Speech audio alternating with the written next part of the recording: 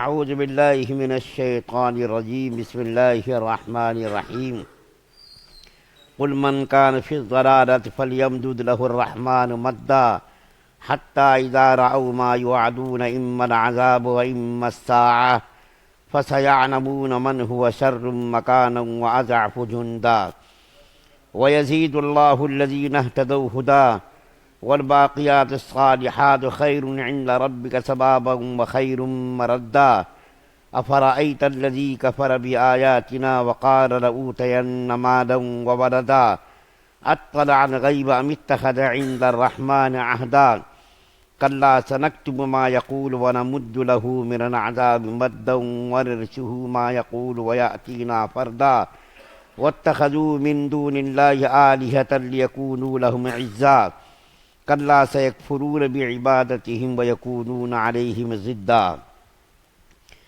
کہہ دو کہ جو لوگ گمراہی میں جا پڑیں تو ان کے لیے مناسب یہی ہے کہ خدائے رحمان انہیں خوب ڈھیل دیتا رہے، یہاں تک کہ جب یہ لوگ وہ چیز خود دیکھ لیں گے جس سے انہیں ڈرایا جا رہا ہے، چاہے وہ اس دنیا کا عذاب ہو یا قیامت، تو اس وقت انہیں پتہ چلے گا کہ بدترین مقام کس کا تھا اور لشکر کس کا زیادہ کمزور تھا۔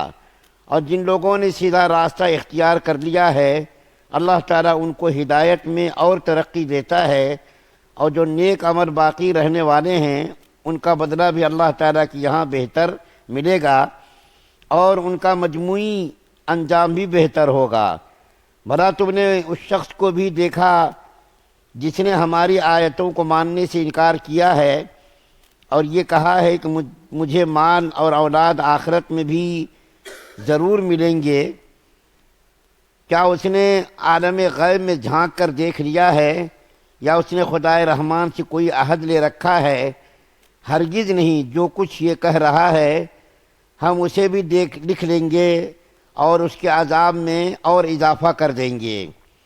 اور جس مال اور اولاد کا یہ حوالہ دے رہا ہے اس کے وارث ہم ہوں گے، اور یہ ہمارے پاس تنہا آئے گا، اور ان لوگوں نے اللہ تعالیٰ کے سوا دوسرے معبود اس لیے بنا رکھے ہیں تاکہ وہ اس کی پشت پناہی کریں، پھر یہ سب غلط بات ہے، وہ تو ان کی عبادت ہی کا انکار کر دیں گے اور الٹے ان کے مخالف بن جائیں گے۔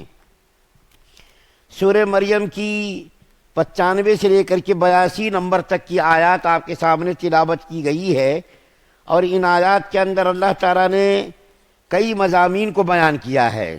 سب سے پہلا مضمون تو یہ بیان کیا ہے کہ یہ کافر لوگ دو چیزوں کا حوالہ دے کر کے مسلمانوں سے برتر ہونے کی بات کرتے تھے۔ دو چیز، ایک تو مال اور جاہ و حشمت، مال اور اولاد اور جاہ و حشمت، دوسری چیز کثرت تعداد۔ ان دو چیزوں کے ذریعے سے یہ لوگ مسلمانوں پر برتری ثابت کرنے کی کوشش کرتے تھے کہ ہم مال میں بھی زیادہ ہیں اور اولاد میں بھی زیادہ ہیں اور تعداد میں بھی زیادہ ہیں۔ تو اللہ تعالیٰ نے فرمایا کہ اللہ تعالیٰ ان کو ان چیزوں میں ڈھیل دیتا جا رہا ہے۔ دنیا کی زندگی کچھ بھی نہیں ہے، دنیا کی زندگی تو یہ فانی ہے اور آخرت کی زندگی باقی ہے۔ تو اللہ تعالیٰ نے ان کو مال اگرچہ مسلمانوں سے زیادہ دے رکھا ہے اور ان کی تعداد بھی مسلمانوں سے زیادہ ہے، لیکن ان کو ڈھیل دی جا رہی ہے، اور قیامت کے دن ان کو جو اس کا بدلہ ملے گا۔ اور دوسری بات یہ بیان کی گئی ہے باقی رہنے والی چیز، باقیات الصالحات، جیسا کہ سورہ کہف کے اندر یہ مضمون گزر چکا ہے کہ باقی رہنے والی چیز نیک اعمال ہیں۔ جو دنیا کے اندر نیک اعمال کرے گا وہی چیز اصل میں باقی رہنے والی ہے۔ اور باقیات الصالحات کیا ہے؟ نیک اولاد۔ اور بعض مفسرین نے کہا کہ جو کچھ دنیا کے اندر نیک اعمال آدمی کرتا ہے، چاہے وہ نیک اعمال کچھ بھی ہو، نماز ہے، روزہ ہے، حج ہے، زکوٰۃ ہے، یا کوئی بھی نیک اعمال ہے، یہ ساری چیزیں باقیات الصالحات کے اندر شامل ہے۔ بعض مفسرین کہتے ہیں سبحان اللہ، الحمدللہ، اللہ اکبر، لا الہ الا اللہ واللہ اکبر ولا حول ولا قوت الا باللہ، یہ باقیات الصالحات ہے۔ اور بعض مفسرین کہتے ہیں شریعت کی مکمل نیک عبادت ہے. شریعت کے اندر جتنی بھی عبادتیں ہیں وہ سب باقیات الصالحات ہے. باقیات الصالحات یعنی ہمیشہ جو ہے باقی رہنے والے اعمال. تو آدمی کو کثرت سے اللہ کا ذکر کرنا چاہیے، جو بھی ذکر ہو مناسب، جو بھی ذکر ہو اس کو کثرت سے کرتے رہنا چاہیے. اور ایک مضمون یہ بیان کیا کہ حضرت حارث بن عرش رضی اللہ تعالیٰ عنہ، یہ ایک صحابی ہے، یہ لوہار کا کام کرتے تھے، ہتھیار وغیرہ بنایا کرتے تھے، اور یہ مکے کے اندر غلامی کی زندگی گزارتے تھے. لیکن آپ کو تعجب ہوگا کہ اسلام کے ابتدا میں انہی غلامی زندگی گزارنے والوں نے ایمان اور اسلام قبول کیا.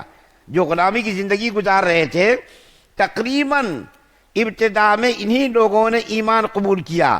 حضرت بلال رضی اللہ تعالیٰ عنہ دیکھے غلام تھے، حضرت شعیب، حضرت یاسر، حضرت خباب، یہ تمام کے تمام ابتدا میں اسلام قبول کرنے والے یہ سب غلامی کی زندگی گزارتے تھے، اور شروع میں انہوں نے ہی اسلام قبول کیا. تو حارث بن عرش رضی اللہ تعالیٰ عنہ لوہار کا کام کرتے تھے، اور یہ تلوار وغیرہ بنایا کرتے تھے، ہتھیار بنایا کرتے تھے. تو انہوں نے کچھ کام عاص بن وائل، یہ مکہ کا سخت مسلمانوں کا دشمن کافر تھا، ابو جہل، ابو لہب، عتبہ، شیبہ، ربیہ، یہ سب تو تھے ہی، لیکن عاص بن وائل کا نام ذرا کم مشہور ہے. یہ ابو جہل وغیرہ کا نام بہت مشہور ہے، لیکن عاص بن وائل یہ مسلمانوں کا کٹر مخالف تھا. اللہ تعالیٰ نے مختلف جگہوں پر ان کی مذمت پہ قرآنی آیات اتاری ہے. تو عاص بن وائل نے کچھ کام کرایا تھا حضرت حارث بن عرش رضی اللہ تعالیٰ عنہ سے، کچھ کام کرایا تھا. ایک مرتبہ حضرت حارث بن عرش رضی اللہ تعالیٰ عنہ عاص بن وائل کے پاس اپنا پیسہ جو ان کے یہاں باقی تھا وہ پیسہ مانگنے کے لیے گئے یہ صحابی. تو عاص بن وائل نے کہا کہ اس وقت تک تمہارا پیسہ میں نہیں دوں گا جب تک کہ تم نعوذ باللہ ثم نعوذ باللہ نبی کریم صلی اللہ علیہ وسلم کی مذمت نہ کرو، برائی نہ کرو، گالی نہ دو. عاص بن وائل نے کہا کہ میں تمہارا پیسہ تم کو اس وقت دوں گا جب تم محمد صلی اللہ علیہ وسلم کو گالی دو، برا بھلا کہو.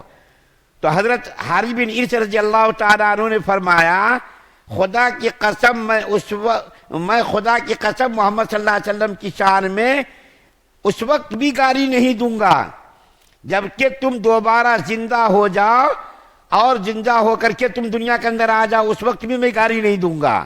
نبی کریم صلی اللہ علیہ وسلم کی شان میں ذرہ براخی نہیں کروں گا، چاہے تم دوبارہ زندہ ہو کر کے دنیا میں آ جاؤ. تو عاص بن وائل کہنے لگا کہ اگر میں دوبارہ زندہ ہو کر کے دنیا میں آ گیا تو میں اس وقت تم کو پیسے لوٹاؤں گا. یعنی دوبارہ زندہ نہیں ہونا ہے، جب دوبارہ زندہ نہیں ہونا ہے تو تمہارا پیسہ بھی نہیں لوٹاؤں گا. تو عاص بن وائل نے کہا کہ جب میں دوبارہ زندہ ہو جاؤں گا تو دوبارہ زندہ ہونے کے بعد تم سے زیادہ اللہ تعالیٰ مجھ کو مال دیں گے اور اولاد دیں گے.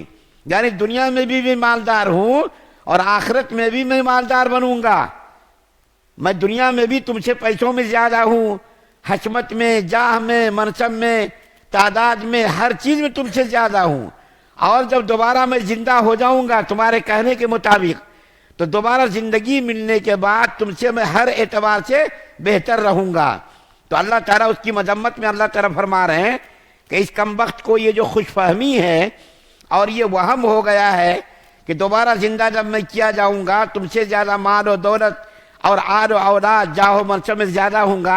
تو کیا اللہ تعالیٰ سے انہوں نے معاہدہ کر رکھا ہے، کنٹریکٹ کر رکھا ہے کہ یہاں بھی مال و حشمت میں زیادہ اور وہاں میں مال و حشمت میں زیادہ؟ ایسا ہونے والا نہیں ہے.